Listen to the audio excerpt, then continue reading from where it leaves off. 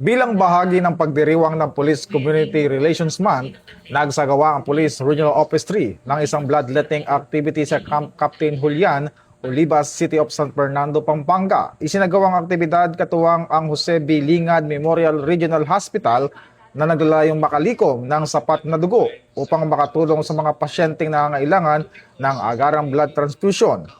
Sa pamamagitan ng bloodletting activity, muling ipinakita ng Police Regional Office 3 ang dedikasyon nito sa paglilingkod sa komunidad, hindi lamang sa pagpapanatili ng kapayapaan at kaisan, kundi maging sa pagsusulong ng malasakit, voluntaryong paglilingkod at pagtulong sa pagligtas ng buhay. Ito ang patunay na sa ilalim ng bagong PNP para sa bagong Pilipinas, patuloy na isinusulong ng kapulisan ang serbisyong mabilis, tapat at nararamdaman. Mula po dito sa tanggapan ng Pambansang Pulisya ng Pilipinas, ako po si Patrol Van Adrian Tayaw nagpabalita para sa Police News Network.